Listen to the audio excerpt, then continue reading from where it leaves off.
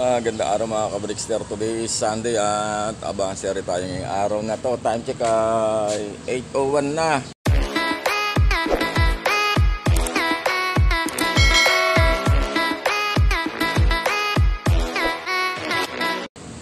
And then nirelease ang ating mga kalapate around 6:30 kaninang umaga guys sa Caranglan, Nueva Ecija.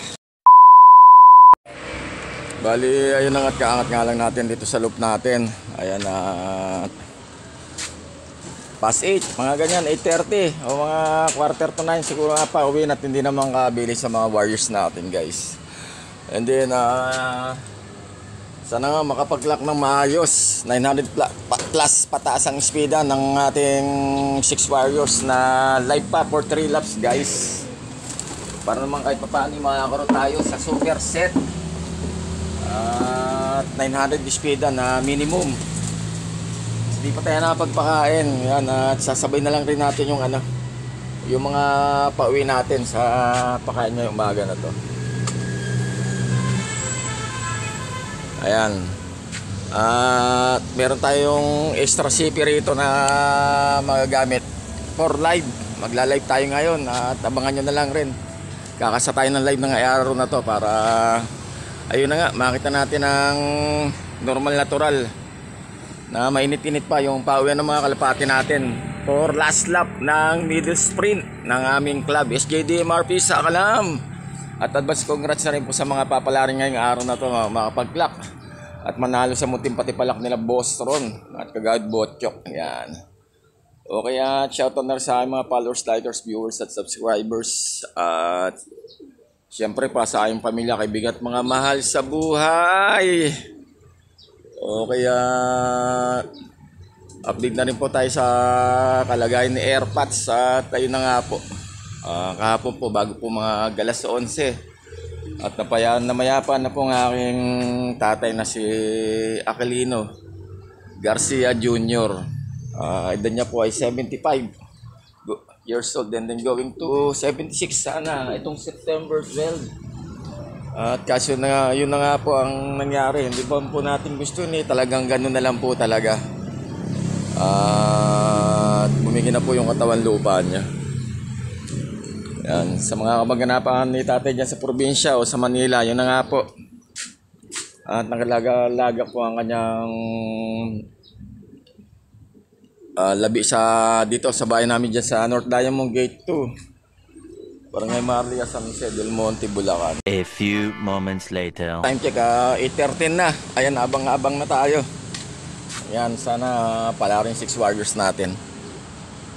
Tapos yun, hindi pa natin nalinis mga inuman nila. Yan lang natitira sa 2 days kalahati.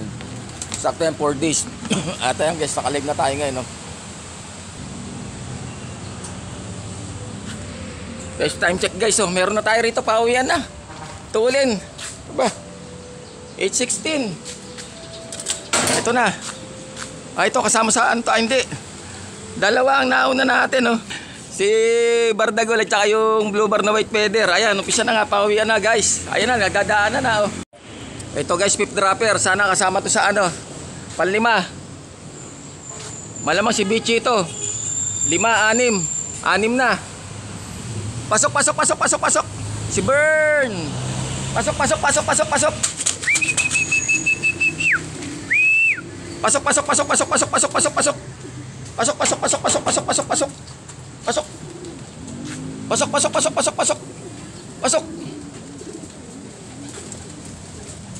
Tatlo.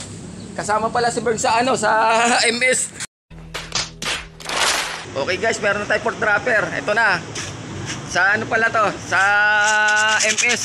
Yung anak ni Lucky Pick 101. Okay guys, at nakasyam na tayo yata tayo sa pauwian. And then si Bichi na lang. Bali 3 na lang ang kulang yata. At ayun na nga, pumalagang yung 5 warriors natin sa pauwian. Ang tulin ito, yung anak ni Kalbayog by Matnog, anak ni Lady Slim at saka ni Kalbayog, at saka yung si anak ni Staffy at saka ni Janus. Sila yung first two dropper natin, guys. Mahaba pa ang oras ni Bichi. Sana makauwi siya ng maayos at makapag-lock pa para kompleto yung 6 warriors natin. 4 MS na 4 laps ng middle sprint race.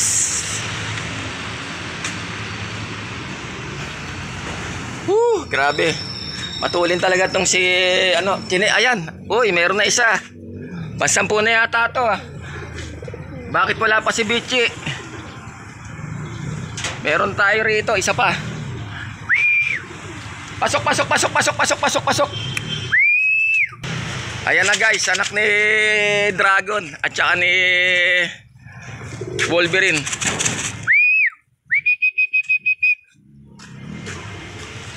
Kundi pang siyang pansampu na to, yung checkered na white feather natin. Ang problema si Bichi, bakit wala pa si Bichi?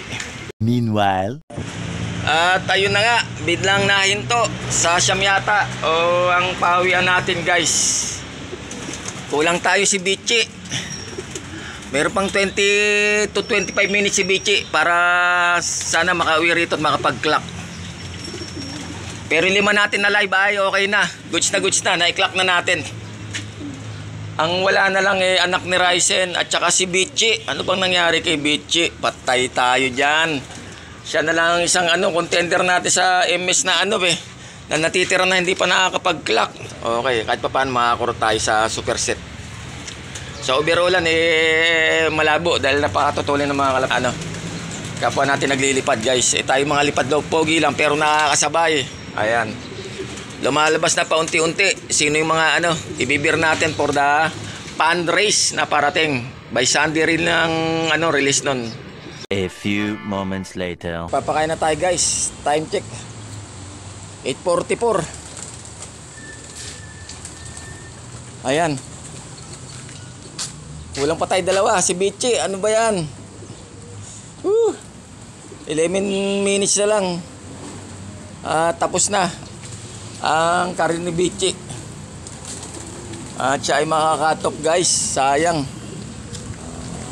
Kaya pa yan 10 minutes. Mahabang oras pa yan. Meanwhile, Ito guys, may palapag dito. Nakita ko. Sana si Bichi. Abot pa. Ito na, si Bichi yan. Basagin niya forma. Oh, live alim. Super set. Nakakurot. Okay na guys. Yung 6 na sinali natin sa mid sprint ay clock lahat. Si Bichi ang nagpasaway. Ang pocha. Yung 5 ay 1,100 plus ang speed. Si Bichi 940 lang ang speed.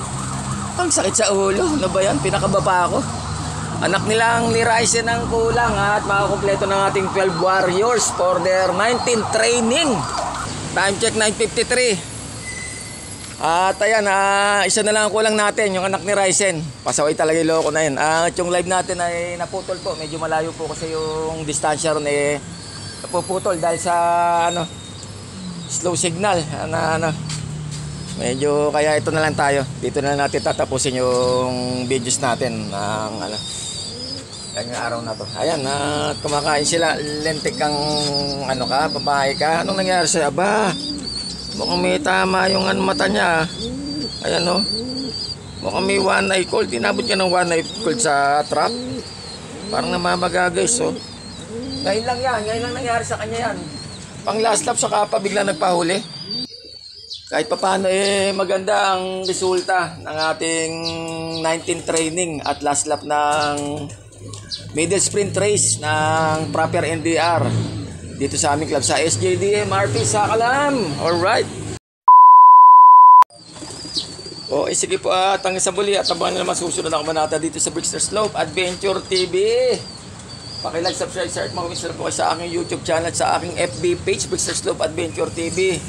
At share na lang po ng aking mga videos pag may time. Thanks in advance po mga ka-Brickster. Okay, 11 warriors, isa lang kulang, anak ni Ryzen. Congrats sa 6 warriors natin na kasali sa MS ng palaro nila Boss Ron. Yan. At bababa na tayo. Magkakain naman tayo ng kanin with extra daing at saka labahita guys. And then pupunta na tayo sa North Diamond Gate to at puntahan ulit natin si Airpods. Baka namimiss na tayo. Okay, love you tay. Kung saan ka man naroon, maraming nagmamahal sa'yo tay. Alam mo yan, kayang-kaya tayo ni Brickster. Lagi mong tinatanong yan, di ba? Anak, kaya mo pa ba? Anak, kaya mo pa ba? Kayang-kaya tayo. Tutuloy ko tayong nasimulan mo tayo. Dahil ako yung ako yung nag-iisang lalaki sa 4 na magkakapatid. Yan. Sure ball tayo. Salamat. Maraming salamat tayo. Mula sa una simula hanggang sa uli ang sandali ng buhay ni Brickster. Maraming salamat po sa iyo. Makikita pa rin tayo sa finals tayo. Mahal na mahal ka namin. I love it.